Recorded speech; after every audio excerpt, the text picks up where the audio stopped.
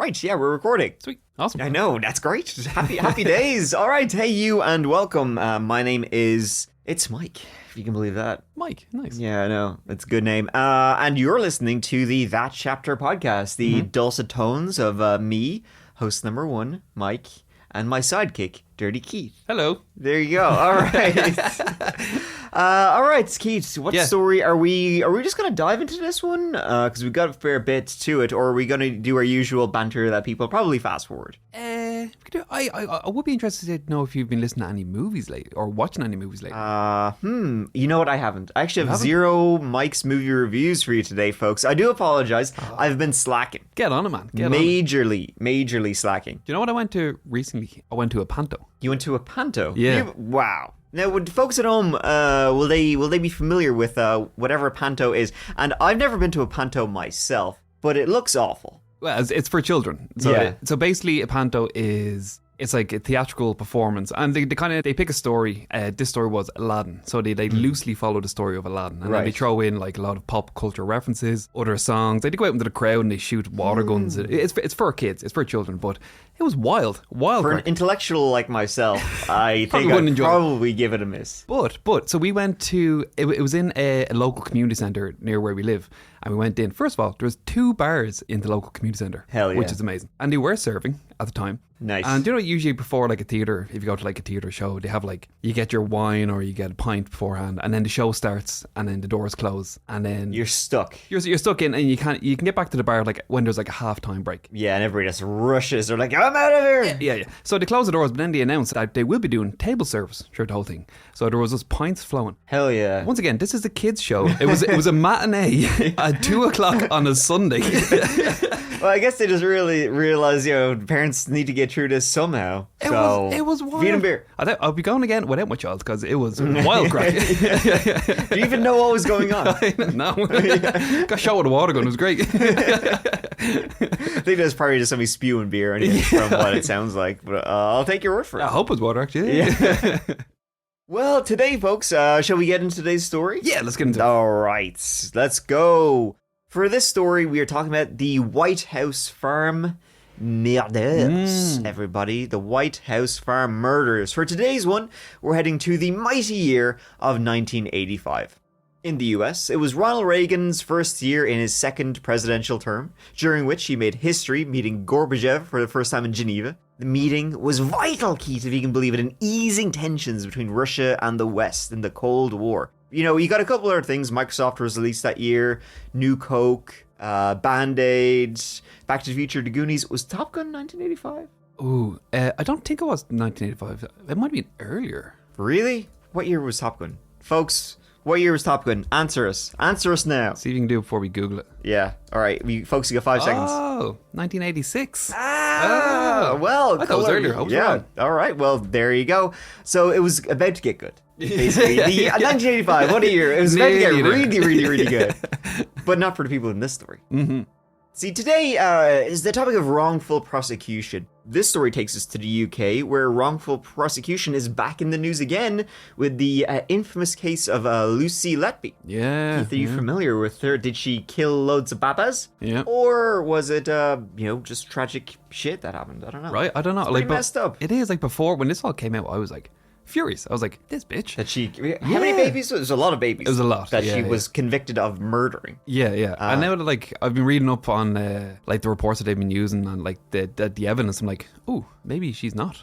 So I've no idea. It seemed like she was kind of just in the wrong place at the wrong time. Yeah. And there was a lot of, like, self-guilt, which is why she wrote all, like she wrote in her diary and stuff that, like, it was her fault. But I think now it's coming out, maybe that was just, like, guilt. Yeah. But honestly, I have no idea. It's pretty mad, though. I mean, I'm not saying... I don't know if she did it. Yeah. And I'm interested to see what comes out. But at the same time, it's like... So she was convicted of murder of 7 babies and the attempted murder of 7 others. Mm-hmm. That's a lot of wrong place, wrong time. Right. In all fairness. Yeah. To be like... I don't know if anybody's that unlucky. Yeah. It's pretty... I don't know. But again, hey, listen. Am I a nurse? Not in this lifetime, but you never know. What do I know? Regardless, folks, so you folks, you're sending me and Keith off track. Stop it. Let's get back to today's story. Because today's story is also one where people talk about rightful conviction or miscarriage of justice. In the early morning hours of August 7th, 1985, at around 3:30 a.m., a call came into the local police station in the small town of Tolsund, Darcy, Essex, that's southeast England. The caller was 24-year-old Jeremy Bamber. According to Jeremy, he had been at his own home when his father, Neville Bamber, had called him and told him that his sister, Sheila, was having a mental health crisis and had got a hold of a gun. This was at his parents' house, White House Farm, about 3 miles away from where Jeremy lived. So obviously the police responded right away, as did Jeremy. In fact, several police cars actually overtook Jeremy on their way to the scene on Page's Lane. When they arrived there, so rather than immediately entering the large Georgian farmhouse, the officers, they set up a perimeter, at a safe distance. Exactly. And they gave commands through a loudspeaker instructing anyone inside, come on out. Come out, no. But several hours they passed by without any response, and the only sound coming from the house seemed to be from the family dog. Finally, the decision to breach was made shortly before 8 a.m. First officer through the door was at 7:54 a.m. And he was like, well, may as well have a go. Yeah. You know what I mean? May as well see what's going on here. And what was going on there was no good. See, the front door to White House Farm was locked from the inside, necessitating the use of a sledgehammer to gain entry. The key was still in the lock when the police entered. 61-year-old Neville Bamber, Jeremy's dad, was found in the kitchen surrounded by clear signs of a ferocious struggle. Chairs and stools were overturned, shattered shards of plates and other crockery were scattered around the room. Even the light bulb on the ceiling had been broken. Streaks of dried blood led to Neville's body lying draped over one of the fallen chairs by the fireplace. His face was obscured from view by a bucket. On the countertop, the landline phone had been beeping rapidly as it had been left off the receiver unit. Next to it were several spent .22 shells. Neville was almost unrecognizable, having been shot 8 times in total, 6 times in the head and the face. Another round had hit him in the shoulder, another one near the elbow. 6'4" Neville had been savagely beaten prior to death, resulting in damaged teeth, a split lip, broken nose and jaw, several cuts to his scalp, and bruising to his neck and larynx, likely being caused by being hit with the stock of a rifle. His arms were covered with bruises, consistent with Neville having tried to defend himself from repeated blows. Following the blood trail led investigators to the staircase and to the first floor of the house, that's the second floor of the house for our American listeners, where they believe Neville had first been shot as many as 4 times from a couple of feet away, but then had managed to somehow get downstairs to the ground floor where he'd fought for his life, but ultimately couldn't overcome his attacker's advantage. The final 4 shots to his face had been fired from just inches away. And things did not get much better upstairs, let me tell you that for free. Jeremy's mother, 61-year-old June Bamber, was on the floor of the master bedroom, right next to the door. Her nightdress was drenched with blood. June had been shot 7 times. 2 of the shots would have been fatal, one directly between her eyes, the other to the side of her head. It was fired from around a foot away. She'd also been hit in the neck, forearm, chest, and knee.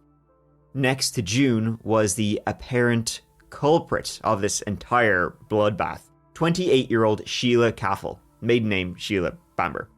Like her mother, she was barefoot, in her nightdress. Sheila had been shot in the neck and chin, the wound to her chin being a contact wound that would have killed her immediately.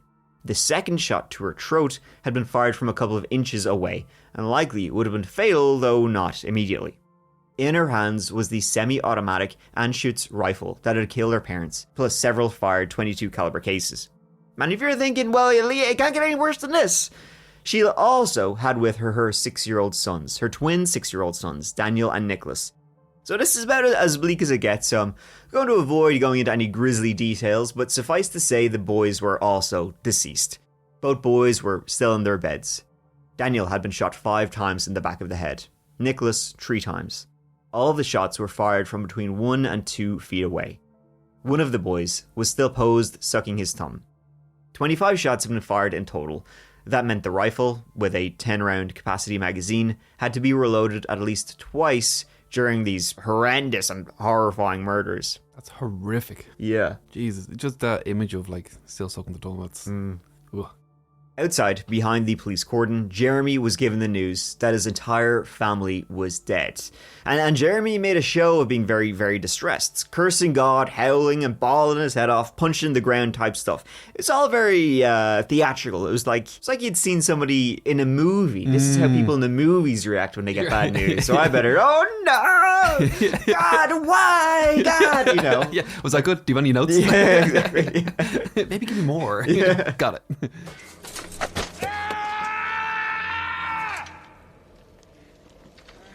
The investigation, and well, I mean, I say investigation, but there wasn't really much of one. It was immediately accepted by pretty much everyone that this was an open and shut murder-suicide case. Sheila was the crazed killer who had snapped and taken out her family. And that, as they say, is that.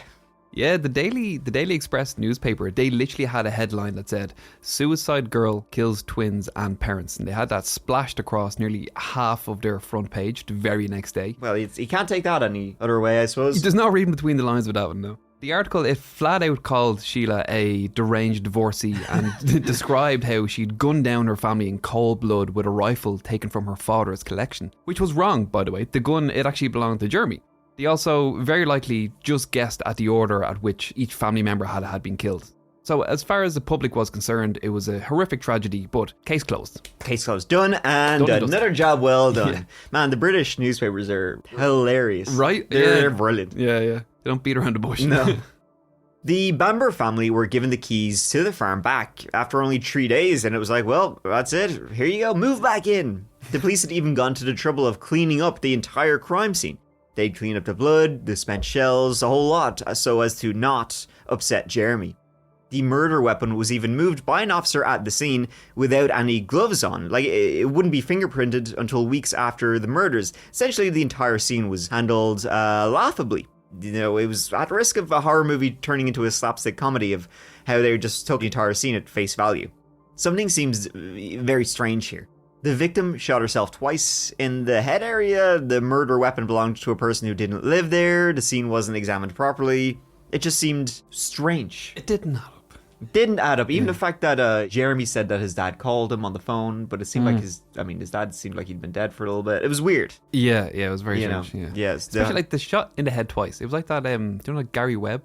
One, yeah, he was like an investigative journalist, and he was doing like, I think it was like cocaine coming into LA, and he was found with like 2 shotgun blasts to the head, basically. Oh yeah, the old shot himself 6 times in the back. Yeah. So who were the Bamber family, and why had this all happened? At the time of their deaths, Ralph Neville Bamber, who went by his middle name Neville, and June Bamber had been married since 1949. That's 36 long ass years, by 1985, when they were both killed.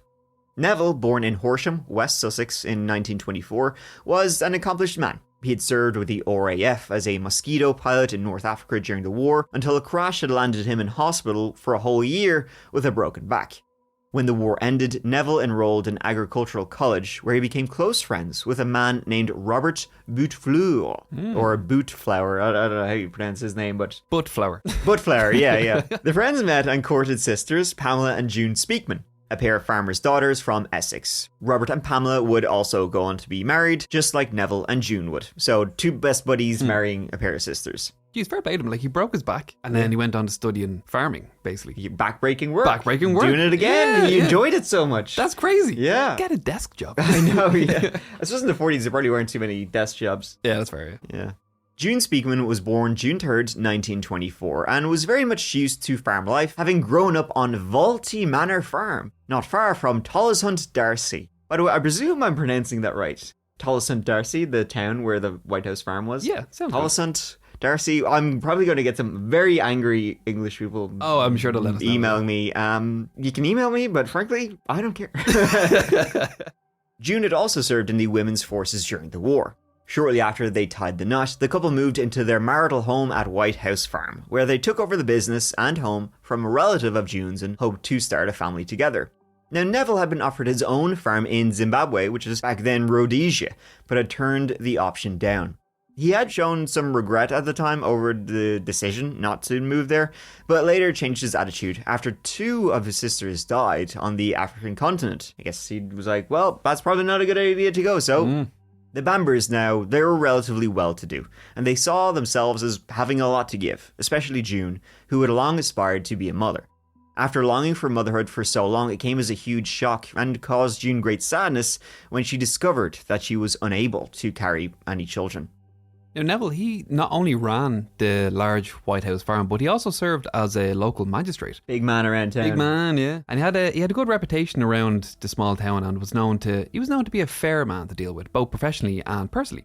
So much going for them, and being unable to have children themselves, as you said, the couple, they eventually decided that they would adopt instead. So June, she'd always been religious, but she'd grown more so over the years, and she was very active in the Church of England, which is a Protestant faith. So the couple, they adopted their children through the church. Before we get to the children, I have to mention that June's mental health struggles. So June, she struggled on and off with depression almost all of her life, and she was hospitalised multiple times in the 1950s. During a 1958 stay in hospital, June, she was actually subjected to several sessions of electroshock therapy. Later in life, June's struggles, they'd escalate into periods of psychosis, and she became obsessive about her religious beliefs. Yeah, something we will get to, she'll pass on. Mm-hmm.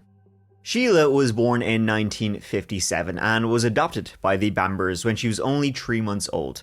Originally named Phyllis, which is a good name change, she was renamed to Sheila by the Bambers after they took over guardianship of her from her birth mother. While from the outside it would have appeared that Sheila, and likewise her adopted brother Jeremy, had landed on their tiny little feet when they had been adopted by the Bambers, the reality wasn't quite so clear-cut. Both Sheila and Jeremy certainly received many advantages from, being raised by the Bambers. Advantages they likely never would have received had they remained with their biological parents, but the privilege came with some pretty big catches.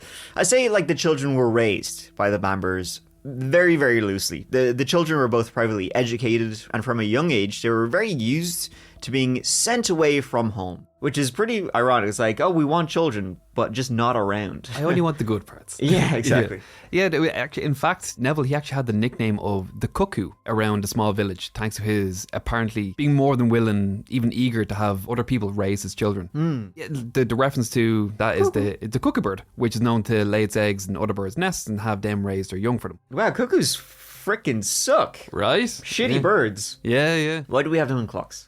I don't know. My parents have one of those like Swiss cuckoo clocks. Yeah. I'm gonna beat the ever living shit out of that next time I'm back visiting them. Out you go! Fuck that clock. Yeah. Sheila left college to follow her own desire to become a hairdresser, but she would find success also as a model, even being flown to Tokyo to take part in a fashion show, though she did do some glamour, wink wink glamour work under her nickname Bambi. It was while working in London that Sheila met Colin Caffell, whom she later married in May of 1977. The couple, they had a turbulent relationship, and Colin later admitted that the two had an unhealthy obsession with each other, and arguments frequently spilled over into violence. Sheila would often lash out physically. Colin's abuse was a bit more emotional, though maybe even equally impactful given Sheila's already fractured mental state. Yeah, he even told investigators that he was worried that one of them might kill each other on more than one occasion. The fights, they got so intense. So it's like signs maybe pointing to Sheila going to get a gun, but we will see. So prior to the wild young couple getting married, Sheila had already fallen pregnant. She would end up having the pregnancy terminated in the very early stages, largely at the behest and almost bullying of her mother June. While June was a loving woman who allegedly loved kids and wanted them, she was also, though, a slave to society at the time and society's expectations. And basically, even in the late 70s, unmarried mother? No, that's not happening. No. Not today. The psychological impact on Sheila can't be understated. She had long struggled on and off with mental health, but the trauma of this experience, along with going on to suffer through a series of miscarriages, it must have contributed to her finally, basically tipping over to the edge into severe depression and eventually psychosis. Like her mother, though they weren't biologically related, they both did share a lot of mental health issues. 2 years after their marriage, Sheila successfully gave birth to healthy twin boys, Daniel and Nicholas, on June 22nd, 1979. The marriage did not survive very long after the boys were born, though, with the couple calling it a day less than 3 years on from the birth of the twins. The next year, Sheila was admitted to a psychiatric hospital, where she was diagnosed with paranoid schizophrenia. It's mad that they both had psychosis, and like they weren't related, so it's not passed down through genetics. But like I know I've seen like some things where it can be brought on throughout like the environment you're in as well. So it just kind of really goes to show what sort of upbringing was like in that household. You know? That's a good point. It must be in a very psychotic environment. Yeah, I mean that's the thing. People are always like, "Oh, June and Neville, the parents, they're always so lovely." Well, it's like behind closed doors. Yeah, you don't know what's going on. Yeah, you really don't.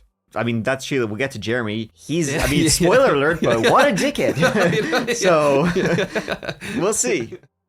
Over the next 3 years leading up to the murders at White House Farm, the children would bounce between temporary foster care while their mother received treatment in various psychiatric hospitals before eventually landing in their father's custody full-time, Colin Caffel. And Colin had dropped the children and Sheila off at the farm to visit their grandparents on August 4th, 1985. That was 3 days before they'd all be found murdered there.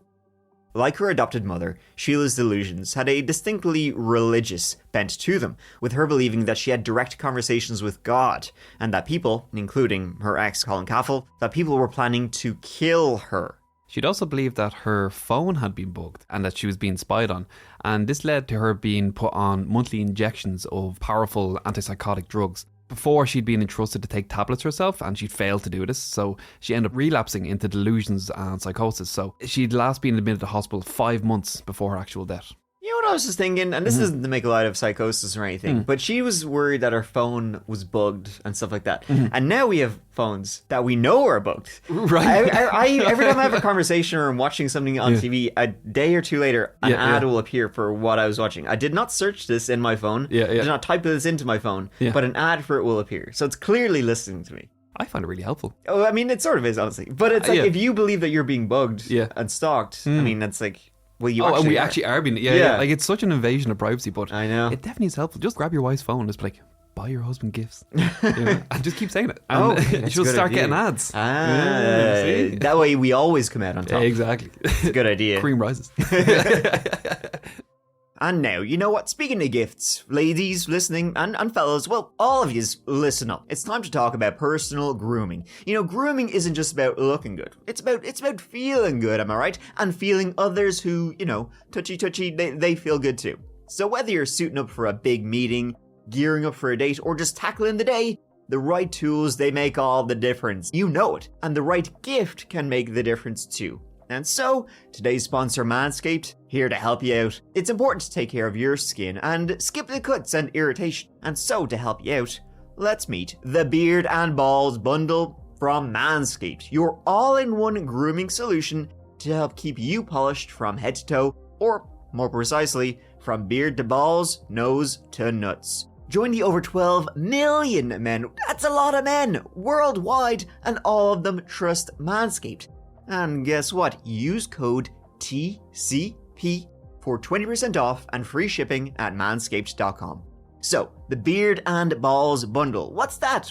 I hear you asking, big dog. How about the Beard Hedger? It's your go-to for precise beard trimming, making your already beautiful face even more beautiful. And then you got a device also, or well, it's a device or a tool because, you know, it's used near your tool, called the Lawnmower 5.0 Ultra. Hell yeah! It features such things as interchangeable foil and trimmer blades, ensuring a comfy experience, which is, let's be honest, down there you want it to be very, very comfy. It's important to get your business looking like the business, so your new grooming tools will have your skin feeling great. They're waterproof, so you can use them in the shower, and the lawnmower even comes with an LED light, so you can shave down under in the dark, mate. And you know, you kind of want to make sure you see everything that's going on down there. And both the Beard Hedger and Lawnmower 5.0 Ultra have a 30-day money-back guarantee. So you can't lose, folks. Don't cut the corners on your grooming routine. Upgrade today to the Beard and Balls Bundle from Manscaped. Visit manscaped.com and use code TCP to get 20% off plus free shipping. Whether you're suiting up for work, heading out on a night into town, or just relaxing at home, Manscaped has everything you need to stay sharp from face to balls. Your skin will thank you, and so will everyone who's touching your face and touching your balls. Thank you to Manscaped for sponsoring the That Chapter podcast. Now let's continue. So much like his sister, Jeremy Bamber spent little time at home during his formative years, being privately educated up until his late teens. After college, Jeremy spent a short time travelling, finding himself as far away from Essex as New Zealand and Australia. Oh, crikey. Drinking Fosters, no doubt. Although we do find, what did we learn? There's no They don't Fosters, drink Fosters in Australia. Yeah, I know, yeah. Which, that's blown my mind. I still refuse to believe it. I know. He eventually began working with his father on the farm. Now, Neville had long expected that Jeremy would join him in running the farm, and eventually, one day, take over the entire operation. Jeremy, meanwhile, had an altogether different ambition in life. That was to do as little as physically possible. Jeremy very much enjoyed all of the benefits of being a big fish in a small pond. He also wasn't one for following the rules. At school, he was considered to be staunchly antisocial, and even a bully. Needless to say, he wasn't much liked. Any excuse he could find to rebel, Jeremy jumped on it. When his father insisted that he help out on the farm, Jeremy would do so, but retain his new romantic garb while he did it. Basically, going around on the tractor dressed as a glam goth teenager singing, having a great time. That's amazing. It's not a phase, Mom. Yeah, the makeup and everything covered in mud and shit. I hate farming. Crop dead. Like the record show, Keith did wisp his hair back as he said that. I'm just putting on eyeliner as we speak. Jeremy was spoiled by his parents even into adulthood. His parents bought him a car and a house at number 9 Head Street in Goldhanger, which is roughly 3.5 miles from White House Farm. That's a 5-minute car journey or roughly 15 minutes on a bicycle. And why a bicycle, is it important to note? That'll come up a little bit later, but he lived 15 minutes from his parents' house via bicycle. At the time of the murders, Jeremy was dating Julie Mugford, who he had met a couple of years earlier when she was a student at Goldsmiths College in London. If that makes it seem like the couple met at university, that's not the truth at all. They actually met at a pizzeria in the city of Colchester called Sloppy Joe's, where Julie had a summer job and Jeremy was working as a part-time barman. I looked up that place. I think it only recently closed in like 2015. Sloppy Joe's. Sloppy Joe's. An institution. Right. It seems at this point it's been open so long. How dare they? It was the couple's breakup after the murders that would change the course of the investigation, not to mention Jeremy's life. So stay tuned to that one, folks. Some of Jeremy's behavior, right, in the days, weeks, and months after the massacre of his entire family at the family farm was, it was pretty questionable, to say the very least. Neville, June, and Sheila, they were all cremated. Daniel and Nicholas were buried. It was Jeremy's actions and emotional display at the funeral service for his parents and sister that first raised suspicions among the family and started tongues a-wagging. Jeremy sobbed loudly throughout, and at even one point seemed to almost collapse, only being saved from hitting the deck when his girlfriend Julie caught him. Only Jeremy's emotional state seemed to do a total 180 for the wake, where he was seen laughing and joking around, having a good time, the life of the party. It was far from the sober display most had been expecting. Yeah, once the funerals were over and done with, Jeremy, he just seemed to return to his day-to-day life a little too quickly. He left for Amsterdam along with Julie and other friends right after the funeral, and the travel agent who sold them their tickets, they would later go on to testify that the group had been happy and cheerful and not at all like they'd been recently at a funeral service for one of the members' entire family. Naturally, travelling to Amsterdam and partaking in the local culture was always going to raise some eyebrows, but the fact that on his return, Jeremy, he began quickly selling off his parents' and sisters' possessions as well as liquidating various other assets, they really started to draw the attention of investigators. And perhaps the worst lapse in judgment came when Jeremy actually tried to sell naked photos of his sister Sheila to the Sun newspaper. Yeah, his dead sister, who at the time everybody believed had murdered her entire family except her brother who wasn't there. He claims this was the suggestion of a journalist and that he'd only briefly considered it. But I mean, if somebody offers you literally any amount of money for naked pictures of your recently deceased sister, who allegedly just murdered the rest of your family, you don't even really briefly consider anything at all, ever. Jeremy topped it all off by jetting off to Saint-Tropez. Is that how you say that? Saint-Tropez, yeah. Saint-Tropez, which, I mean, let's be honest, his life kind of rocks. Right? I'm so jealous. Amsterdam, Saint-Tropez, yeah, what's not to like? Yeah. So that brings us to another question regarding the murder weapon, Jeremy's rifle. And also the silencer that always accompanied Jeremy's rifle. Jeremy had purchased the 22 Anschutz Model 525 semi-automatic rifle to shoot rabbits on the farm. He also bought a Parker Hale suppressor, a telescopic sight, and several boxes of ammunition at the very same time.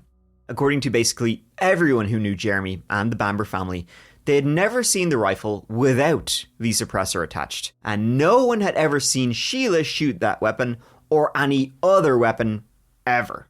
Yeah, she was known to have pretty poor coordination, which, considering the strong antipsychotics she was taking, it's not a great shock. I mean, yeah. It seems like surprising she could even wield the weapon and, load it and fire it and take safety and all of these complex things with a rifle like this. It's like, wow. The reason now, by the way, the suppressor is important is that because when the rifle was found at the murder scene, the suppressor wasn't on it. In fact, the suppressor was nowhere to be found, which, as I said, unusual. The suppressor was always there every time everybody saw the weapon. Now, a .22 rifle, it's not the loudest of all firearms. In fact, it's very quiet even without a suppressor. But the idea of moving through the house and firing 25 unsuppressed shots without causing everyone inside to panic was a bit far-fetched, in fairness, because everybody was still inside the house, the children were even killed while they were still asleep. It very much seemed like the suppressor had been on the gun. Right, yeah. Nobody had heard the shots, and that's how the killer was able to move through murdering everybody. Yeah. I looked up some YouTube videos of that particular gun with a suppressor, because I've seen other guns with silencers. Yeah, we talked about this really before, and it's like, it's a suppressor, and you think it's like James Bond, Metal Gear Solid, where it should be like, pew, and it's like, this one is like that. It's like, really? It's so quiet. And I thought, like, the first video I seen, I was like, oh no, it just must be the audio quality. Yeah. But I've seen multiple ones, but it's so quiet. Oh, really? So you could easily, sleep through it? Oh, yeah, definitely. Like, it really was just like yeah. That's not the main issue, though, people sleeping through the shots being fired. The main issue about the suppressor is the length of the rifle, if the suppressor had been there. The suppressor had a considerable length and would have made it impossible for Sheila to have been able to place the rifle at her chin and reach the trigger. So if the rifle had the suppressor attached, she wouldn't have been able to shoot herself. But if it didn't have the suppressor attached, the gunshots would have woken people up, and probably, somebody may have been able to escape. It's very, very strange. So where was the suppressor then? It was found on August 10th by one of Sheila and Jeremy's cousins, David Boutefleur, son of their old friends Robert and Pamela. So the suppressor was in the gun cupboard, which was in the office on the ground floor. That's where he found it. Now, David hadn't initially registered the suppressor's importance at the time, so he had taken it back to his sister's home, where it remained for 2 days until August 12th. I love the way he's going through this house where an entire family has just been murdered, and he finds the suppressor and is like, well, yoink, that's mine, yeah? Yeah, that's cool. Thank you. David said the suppressor was sticky to the touch and was visibly damaged. And okay, this story gets... David, you were an absolute fucking gobshite at this point. Not only did he just yoink a suppressor that wasn't his in a murder house, he took it when it was clearly had, as we will learn, likely had probably blood on it shit. What's this sticky red substance? Oh well. On closer inspection, David realized that, the suppressor had red marks on it, some of what looked like red paint, but others that looked like dried blood. After it was finally collected by the police and sent to the Forensic Science Service, an officer noted he saw what looked like an inch-long greyish hair on the suppressor, but this would no longer be present by the time it arrived for examination. Now, there were 3 sets of prints on the actual rifle's stock. The officer who moved it when they were cleaning up the scene, Sheila's prints were found on the rifle, and also were Jeremy's.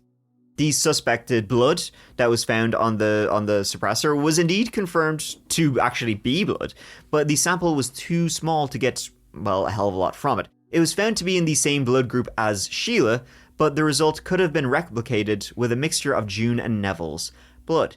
A firearms expert said that in his professional opinion, the blood was backspatter caused by close contact shooting, and the red paint mark on the suppressor matched the paint in Bamber's kitchen, and it could have happened in the struggle with Neville.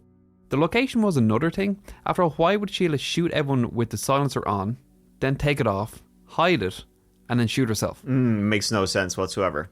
However, if Jeremy was holding the gun when it was being used to murder his entire family, he would have every reason to use a silencer and then take it off when he realised that Sheila wouldn't have been physically able to shoot herself with the rifle. Then hide it. Yeah, so if Jeremy was the true killer, had murdered his family and then framed his sister, that must have been a bit of an oopsie when he realised, oh shit. Yeah, she can't reach it, yeah. Who knows? We'll get there, folks, we'll get there. So according to Jeremy's cousins, when they'd previously raised the idea of Jeremy being the real killer after seeing him at the funeral in the wake, they raised this to Detective Chief Inspector Thomas Jones, by the way. Well, Detective Chief Inspector Thomas Jones essentially told them to get the fuck out of his office. Initially, the police had been more than a little reluctant to look anywhere other than Sheila, case closed. But Jeremy's behaviour just wasn't sitting right. See, Sheila was a slight figure. She was small, she was heavily medicated. Neville was not. He was a farmer his entire life. The idea of a prolonged struggle between the two was pretty laughable. Neville was 6 foot, 4 inches, a farmer in great health. Sheila, sickly, thin, uncoordinated girl. Sheila also had very little blood on her, and none of the blood on Sheila was her father's. Yeah, given like the severity of Neville's wounds and how soaked in blood his body was after he finally succumbed, there's very little chance of Sheila being able to have committed this crime and remain completely spatter-free. Like, there would have been something on her. Some sort of blood spatter somewhere. But still, that suspicion was not enough to act. That quickly changed a month on from the murders on September 7th, 1985. Julie, Jeremy's girlfriend, requested to speak with detectives on the Bamber case, as she wished to change her story. Up until then, see, Julie had stood by her man. She'd stood by Jeremy, going on holiday with him, attending the funerals. She'd originally told the police that Jeremy had called her, sounding panicked in the early morning hours of the murders, somewhere between 3 and half 3 a.m, when he'd said something along the lines of, "There's something wrong at home." She never got or received any more detail, but the call seemed to confirm, Jeremy's account of what happened. Once the couple split, though, after a series of arguments in early September, well, there seemed to be a limit to Julie's loyalty. See, Julie claimed that the arguments they had were, at least in part, due to Jeremy's involvement in the murders.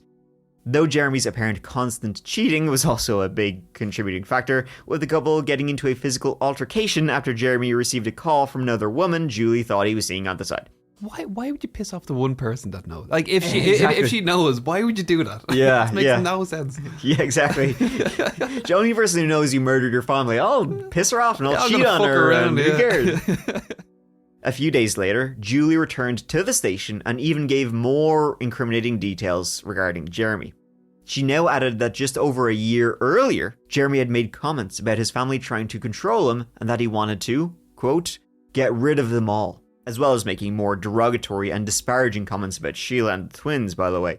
See, Jeremy resented the money his family were paying out for Sheila's treatment and the apartment she had in London, despite them, of course, buying him a house and a car and all this sort of shit. It wasn't enough for him. According to family and friends of the Bambers, this was all very much in keeping with Jeremy's selfish and materialistic attitude. Yeah, Julie said that she dismissed her then boyfriend's rants as just being that, frustrated ramblings. At one point he told her that he tried to kill a rat, strangling it with his bare hands, but he hadn't been able to bring himself to do it, so he reasoned that there was no way that he could kill his entire family. That poor rat. Yeah, I know. What is he trying to do? Right. He's trying to choke it. That rat's got some stories still. You won't believe what happened.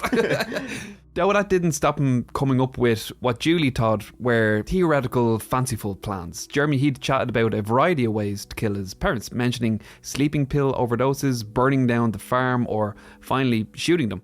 He'd even suggested that Sheila would make the perfect scapegoat or patsy thanks to her history of mental health struggles. More specifically though, he had apparently talked about how he'd be able to enter and exit the house without unlocking the doors thanks to a faulty latch in the kitchen which he knew about, and he could jimmy open with a hacksaw blade and leave it via another window that would automatically lock from the inside when it was closed from the outside. As far as getting there and back without using a car, Jeremy, he'd take a bicycle, just like the one his mother had recently bought, and he would ride the 15-minute journey on the back roads so he wouldn't be seen. So it was all planned out. I'll vanish into the night. The very early morning of the murders, Jeremy hadn't called 999, as you may think he would. Instead, he spent time searching up the number and called the local police station in Chelmsford instead. The station's logs had the call coming in at around 3:56 a.m, but that was later challenged by Jeremy's lawyers during an appeal. According to the telecoms company, Jeremy had actually called at 4:30 a.m. On the night of the killings, Jeremy had told police he didn't think it would matter to the response time which line he dialed. Originally, Jeremy had claimed he called the police right after he got the call from his father, during which the line had gone dead before he called Julie. Later, he amended this to be Julie first, then the police. Jeremy, he just put this error down to simple confusion. As you do. Yeah, a lot was going on that night. It was a busy night. Julie had talked to Jeremy twice that night, once close to 10 p.m. when he had told her that he was pissed off and it was, quote, now or never. The second call was one in the very early morning hours. Her flatmates put it close to 3 a.m. when he told her that there was something wrong at the farm. Julie said he hadn't sounded panicked, though, and certainly not like someone who was scared for his family's safeties. He called a third time to tell her Sheila had gone mad. She didn't learn about the murder until later that morning. She also said that not long after she got to the farm herself, when out of earshot of the officers, Jeremy had been so proud of his performance that he'd said to her he should have been an actor. Oh God, why? You bastard! When asked why he hadn't called one of the several farm workers who lived much closer, to check on the family, Jeremy said the thought just simply didn't enter his mind at all. Julie, she claimed that later on in the evening of the day of the murders, she had directly asked Jeremy if he had committed the murders. He allegedly said that while he hadn't done the deed himself, he had paid a friend, a local plumber, who had worked for the Bamber family in the past. She claimed that Jeremy had given her a few details which were passed on to him by the friend after the crime. Everything had gone according to plan and the children were shot in their sleep. But Neville, he'd put up a strong fight and he'd been shot 7 times. He killed Sheila last and placed a Bible near her body to look like she'd gone mad and killed her entire family. He supposedly received a £2,000 payment for her services. If that doesn't seem like a lot of money, it's because this story was quickly proven to be complete bollocks. Ah, no! The friend in question was completely and utterly innocent. He had a solid alibi and had no idea about the murders. Whether that was because it was Jeremy who lied to Julie or Julie to the police depends on your own point of view. Imagine being that friend. And Yeah. the police called him. He said, "What about me?" Yeah. So just how much Julie's word was worth, it's really a matter for debate. Because remember, not only was Julie a woman scorned thanks to the breakup, but she also had a pretty dishonest past of her own. Julie had actually faced criminal charges before. Earlier in the same year of 1985, Julie had used a friend's checkbook to pay for £700 worth of goods. That friend then reported the book stolen, but apparently knew Julie had it, so it was technically both fraud and theft. They escaped punishment by paying the bank back. More serious and pertinent to the case, though, at hand, was what Julie had helped Jeremy do. On March 25th, 1985, 5 months before the murders, someone had broken into a caravan site owned by the Bamber family and had helped themselves to £1,000 in cash from the site's office. Julie told this all to the police. And this was a pretty serious thing to admit, but, obviously completely paled in comparison to an entire family murdered. It did, though, give Julie a little more credibility since she was willing to implicate herself, albeit on a lesser charge. Jeremy had allegedly staged the scene at the caravan site to look like a burglary, hiding that he knew how to get in and where the cash was kept. So the police clearly thought there was something to Julie's story. Jeremy had all the motivation in the world. With his parents, Sheila, and her twin sons gone, he was in line to inherit the farm, the caravan site, almost 300 acres, almost $500,000 in assets altogether, and that would all be for himself. Jeremy was also revealed to have been growing cannabis on the farm. Hell yeah. Much to his father's displeasure. Loosen up his acting. Oh yeah, there you go. Yeah. So that was more than enough for the police and the Crown Prosecution Service, and Jeremy was arrested September 8, 1985, a day after Julie's third interview, and he was charged on the 9th with the burglary at the caravan site. He wasn't charged with the murders, though. Instead, he was bailed out on the 13th and flew off to Saint-Tropez. During that time, he also admitted to returning to the farm, but instead of talking to the farm staff and getting the keys, he'd broken in through his own downstairs bathroom window. It's bizarre why he would break into his own house. His explanation for the latest odd choice in a long series of odd choices was that he had forgotten his keys in London and needed some papers for his Saint-Tropez trip. I need them now! Yeah. Give me them! He is theatrical. So obviously Jeremy went, with the jilted lover scorned narrative that Julie was, out to get him. The police had expected this, and for now at least though, they had to accept it, but not for long.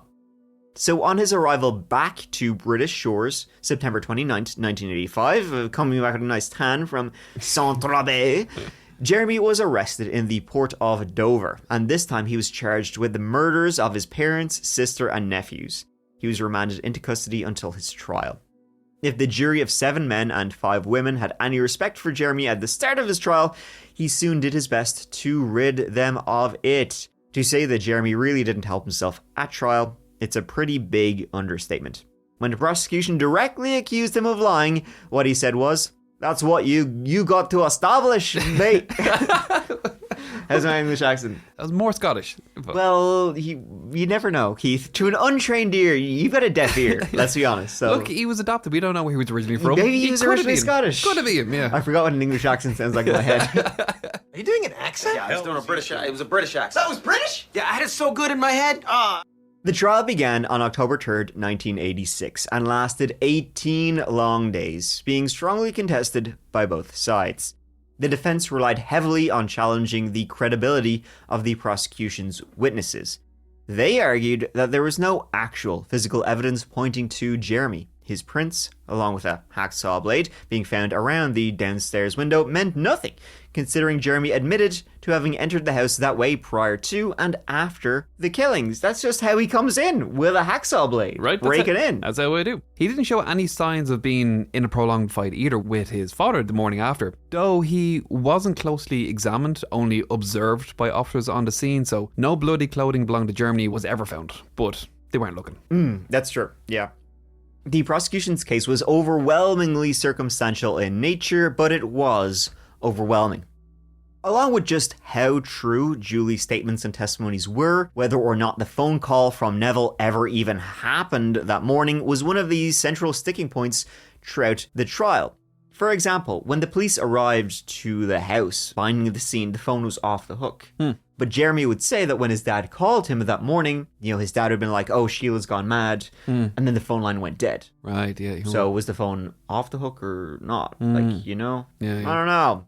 The prosecution also pointed out that Neville's larynx was damaged to the extent the pathologist ruled he would have not been able to say anything at all or really engage in purposeful talk, is their quote, which, given he was supposed to have clearly expressed himself to Jeremy, that definitely raised some questions. The defense pressed the idea that the police had been in the right place at the right time to begin with, that Sheila was the real killer. And it wasn't like they didn't have a strong argument either, that Sheila did it. Sheila, after all, like her adopted mother, suffered most of her adult life with severe mental illness, including psychosis. She was also revealed to have previously told a psychiatrist, tasked with analysing her mental state, that she was worried her sons might grow up to seduce her, and that she might have to kill them. Wow. Further, Jeremy testified that in the run-up to the murders, June and Neville had confronted Sheila and had recommended she put the boys into foster care. The boys had a perfectly good dad, but it's like, all right, fine. Who even had custody of them, by the way. Yeah. So just how much of an issue this was depends on who you believe. Jeremy said it clearly upset Sheila, that her parents suggested she give up her kids and that she had lost her temper at them due to this. But on the other hand, the boys had been in temporary foster care before, while Sheila had received treatment for mental health. The prosecution and defense rested their cases October 28, 1986. Ultimately, after 9 hours of deliberations, the verdict was in, and though it wasn't unanimous, it didn't need to be. And 10 out of the 12 jurors agreed that Jeremy was guilty of the murders. The sentencing was only ever going to go one way. It would be life times 5, with a recommendation from the judge that he serve a minimum of 25 years in custody. That's the harshest sentence the judge could impose. And while it might have been the harshest the judge could impose, in the UK there is a fella called the Home Secretary who has final say over these sort of things. And it just so happened that in 1986, it was a guy, a Conservative MP named Douglas Hurd. He was in the role and he wanted to be heard. Because he wanted to be seen... thank you.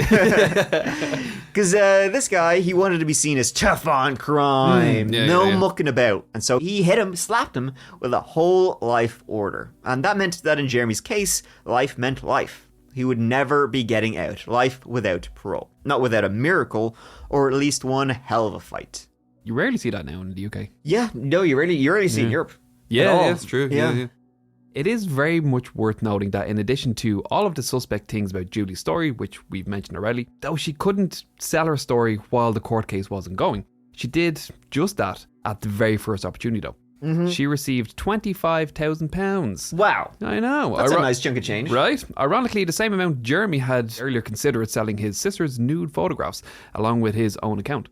Prior to the start of Jeremy's trial, Julie, she'd also been given immunity from prosecution in relation to the fraud, theft, and her involvement with the growing of cannabis on the Bamber farm. Man, everything's coming up Julie. Right, yeah. Her boyfriend who is cheating on her is now going to be in prison for the rest of his life. So, woman scorned wins again. Yeah, off her back. She's immune from any prosecution, including earlier fraud, theft, and growing weed. Yep. Happy days, no jail time. And she also got a nice chunk of change, £25,000, which in it's a lot of money now. It's even more money back in 1986. Right, everyone's coming up Julie, man. Hell yeah. Jeremy and his lawyer got working on lodging an appeal almost immediately. They argued that the judge had misdirected the jury during the trial, and not to get bogged down into the weeds, the process to appeal was started in November of 1986, was heard and rejected in April of 1988. See, prior to the jury beginning deliberations, the judge broke the case down to 3 crucial points in the case. These revolved around whether they believed Jeremy or Julie's testimony, like one over the other, if or when the phone call from Neville to Jeremy actually ever took place, and finally, did they believe Sheila was the real killer. The defense argued that the judge had been far too direct when presenting these questions to the jury, and it took away from them making their own choice, and well, basically, there would be more hearings for old Jeremy Bamber, but all would be rejected over the years. Now, the Essex police, they were also far from blameless when it comes to just how poorly the investigation was handled. This resulted in an internal inquiry, which itself was poorly handled, and would form the basis of Jeremy's next appeal. Jeremy and his counsel, they argued that evidence uncovered during the inquiry was deliberately withheld from him and the public. He made a formal complaint, and this time it was handled by the City of London Police, who uncovered more evidence that they then withheld. Wow, shouldn't have given it to them. Let's find out you're even worse at your job. This appeal process finally got into full swing in 1997, more than 12 years after the murders, and a year after several blood samples related to the case were found to have been destroyed. Yeah, there's basically what is going on here. Yeah. Now, there's a whole lot to this, and it would take up a whole show in itself. But basically, over the next 5 years, Jeremy's team continued their work on the case, and using DNA testing that hadn't been, available back in the day, to analyze the blood that was found on the silencer.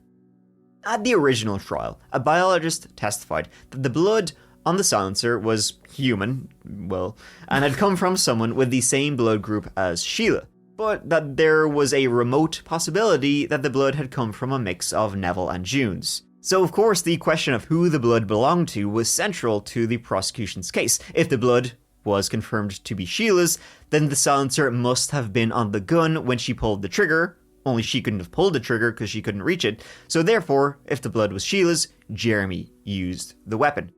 However, if the defense could prove that the blood wasn't Sheila's, then they could stick with the theory that she had shot the family with it, took it off, hid it, then shot herself twice, and then that was the end of the story.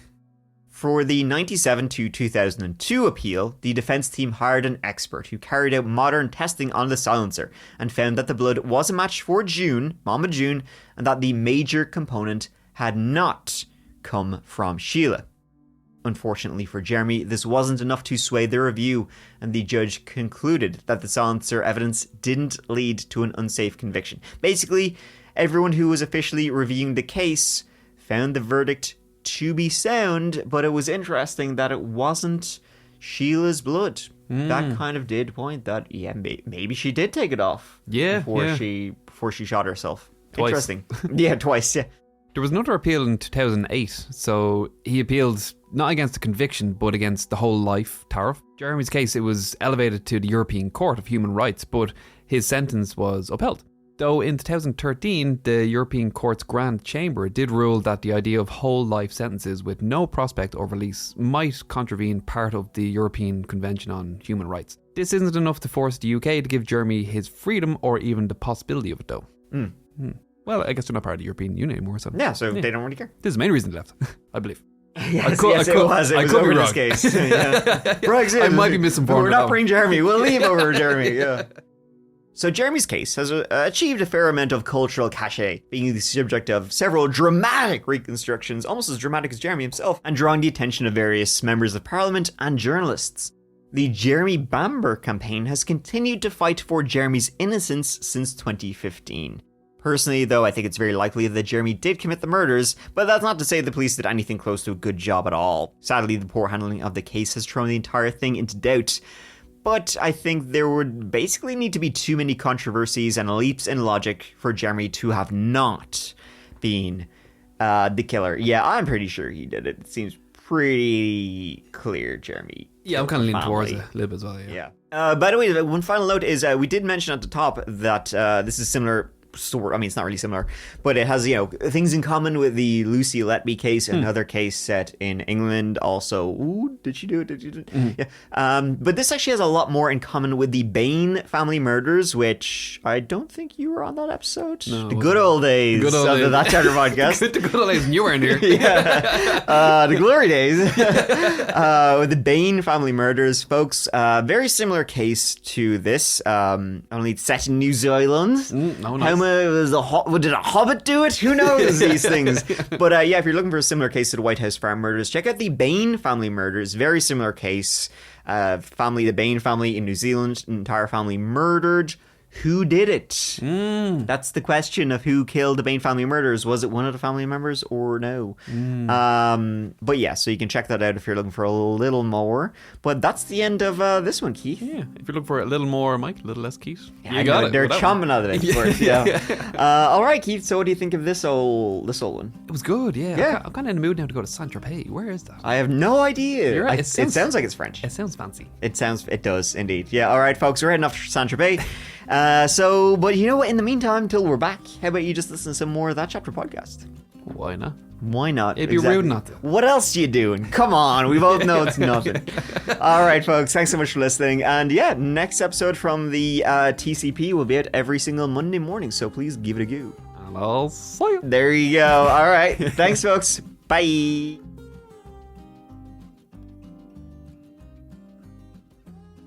Butt flour. Butt flour, yeah.